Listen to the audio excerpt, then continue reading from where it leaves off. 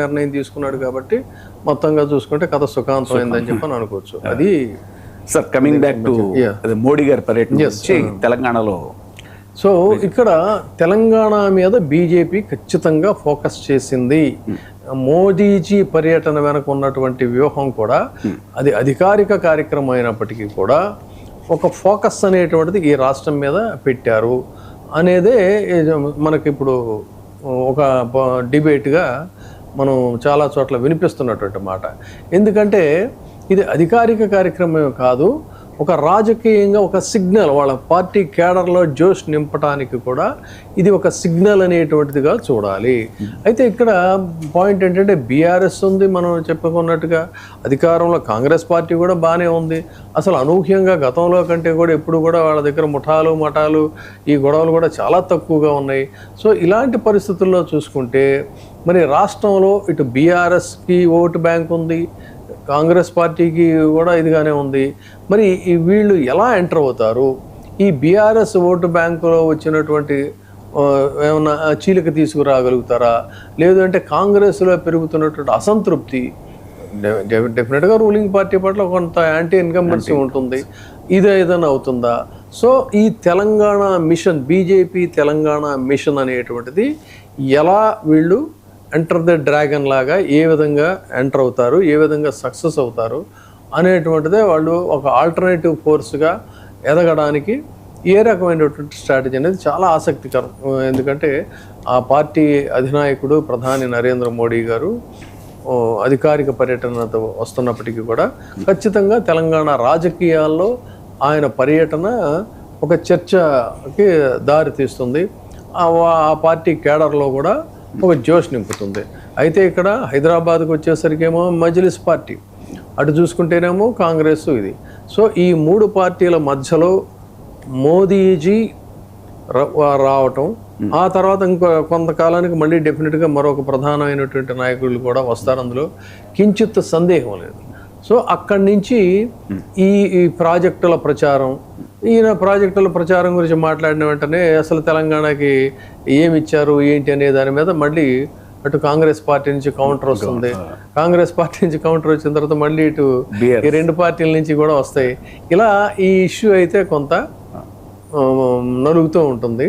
So ఇలాంటి పరిస్థితుల్లో మరి వాళ్ళ యొక్క ఎత్తుగడలు ఎలా ఉంటాయి, అసలు బీజేపీ తెలంగాణలో ఎదగడానికి ఉన్నటువంటి అవకాశాలు ఏంటి అనేది కూడా ఇక్కడ చూడాలి. యాక్చువల్గా 2024 లోక్సభ ఫలితాల తర్వాత కొంచెం జోష్ పెరిగింది సార్ బీజేపీలో, పెరిగింది. అయితే మళ్ళీ స్థానిక సంస్థల ఎన్నికల్లో వాళ్ళు ఊహించినటువంటి దీంట్లో అంతగా రాలేదు, ఇవన్నీ కూడా ఉన్నాయి. అయితే రేపు ప్రధానంగా ఏంటంటే ఈయన మోడీ గారు వచ్చిన సందర్భంగా ఆయన మాట్లాడేది ముందు ఏం చేస్తారంటే డెవలప్మెంటల్ ఆస్పెక్ట్కి సంబంధించి తెలంగాణకు భారీగా మేము నిధులు ఇచ్చాము, తర్వాత ఏంటంటే యాజ్ పర్ అవర్ ప్రామిస్, గతంలో చేసినటువంటి ప్రామిస్ ప్రకారంగా జాతీయ రహదారులకి ఇంత ఖర్చు పెట్టాం, రైల్వే ప్రాజెక్టులకి ఇంత ఖర్చు పెట్టాం, ఐటీ రంగానికి, రక్షణ రంగానికి, వీటన్నిటికీ కూడా మెయిన్గా ఫోకసింగ్గా అవే మాట్లాడతారు. మాట్లాడుతూ ఆయన స్టైల్లో ఒక అన్యాపదేశంగా కొంత ఈ డెవలప్మెంట్కి సంబంధించి కూడా ఒక కొన్ని చెణుకులు విసురులు ఇవన్నీ కూడా ఉంటాయి. ఇది ఇక్కడ రేపు జరగబోయేటువంటి సమావేశం.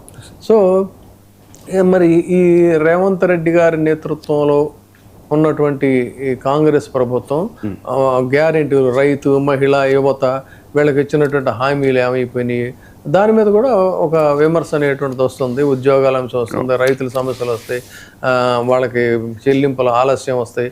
ఇలాంటి ఆయుధాలను కూడా ఆయన డైరెక్ట్గా సంధించవచ్చు, ఇండైరెక్ట్గా కూడా సంధించవచ్చు. అక్కడి నుంచే ఒక డిబేట్ అనేటువంటిది మొదలవుతుంది. ఇది అయితే తెలంగాణ ఇక్కడ గమనించాల్సింది ఏంటంటే తెలంగాణ ఓటర్స్లో ఒక పోలరైజేషన్ తీసుకురావాలి అనేటువంటిదే ఒక ఆలోచన. ఈ పోలరైజేషన్కి సంబంధించి బీజేపీ లెక్క ఏంటంటే అసంతృప్తి ఓటుని మనం ఆకర్షించాలి, బీఆర్ఎస్ నుంచి కూడా కొన్ని సెగ్మెంట్స్లో చీల్చాలి అని. దానికి సంబంధించి ముఖ్యంగా కాళేశ్వరం, రైతు బంధు, దళిత బంధు, మిషన్ భగీరథ ఇలాంటి పథకాల ద్వారా కొంత బీఆర్ఎస్కి ఉన్నటువంటి ఇమేజ్ని కూడా ఏదో రకంగా కొన్ని భావోద్వేగాలు కొన్ని ప్రాంతాల్లో వాటన్నిటి ద్వారా కొంత క్రియేట్ చేసి అక్కడ ఒక వ్యాక్యూమ్ క్రియేట్ చేసి ఇట్లా రెండు వైపుల నుంచి కూడా వాళ్ళు ఓటు బ్యాంకుని ఏదో రకంగా కొంత వాళ్ళు గ్రాప్ చేసుకోవాలి. ఇది ఇక్కడ మెయిన్. యాక్చువల్గా అర్బన్లో కొంచెం పట్టు ఉంది కానీ బీజేపీకి రూరల్లో, తెలంగాణ రూరల్లో ఇంకా అంత పట్టు లేదు బీజేపీకి అనేటువంటి ఒక వాదన కూడా ఉంది సార్. దీన్ని ఎలా? ఎస్, ఆబ్వియస్లీ ఇప్పుడు కొన్ని చోట్ల అసలు స్టార్టింగ్లో అనూహ్యంగా కొన్ని స్థానాలు వచ్చాయి, బాగానే. కాకపోతే ఏంటంటే ముఖ్యంగా కొన్ని సెగ్మెంట్స్లో ఎప్పటికీ కూడా గ్రాస్ రూట్లో బీజేపీకి స్థానికంగా చూసుకున్నప్పుడు అక్కడ క్యాడర్, కొన్ని చోట్ల క్యాడర్ ఉంది కానీ లీడర్స్ లేరు. ఇలాంటివి ఉన్నాయి. అవన్నీ ఆ గ్యాప్స్ అన్నిటినీ కూడా పూర్తిగా ఫుల్ఫిల్ చేసుకోవాలి. నిజామాబాదు అక్కడ ఉన్నట్లయితే నిజామాబాద్లో రైతు సమస్యలు, పసుపు బోర్డు, కేంద్రం ఇచ్చిన హామీలు, ఇవన్నీ వాటి ద్వారా కొంత అక్కడ వీళ్ళు దాన్ని ఫ్లేర్ అప్ చేయొచ్చు. ఇక్కడ సిటీకి వచ్చేసరికి ఏంటంటే మజ్లిస్ వర్సెస్ బీజేపీ అని చెప్పని ఇక్కడ ఒక హిందూ కార్డు, ఆ రకంగా ఇక్కడ ఒక దీన్ని ఫ్లేర్ అప్ చేయొచ్చు. సో ఇట్లా ఒక్కొక్క ప్రాంతంలో ఒక్కొక్క వాళ్ళకి కొంత వెసులుబాటు ఉంది దాన్ని ఎక్స్ప్లోర్ చేసుకోవడానికి. సో ఆ స్ట్రాటజీస్తోనే వెళ్ళాలి అనేటువంటిది ఒక ఆలోచన ఉంది. అయితే అన్నిటికంటే కూడా ముందు వెస్ట్ బెంగాల్లో ఒక ఫార్ములా, సక్సెస్ఫుల్ ఫార్ములాని తీసుకొచ్చారు. అది వెస్ట్ బెంగాలే కాదు, గుజరాత్లో అదే ఫార్ములాతో సక్సెస్ అయ్యారు. ఆ తర్వాత వెస్ట్ బెంగాల్లో ఇంకాస్త బలంగా చేశారు.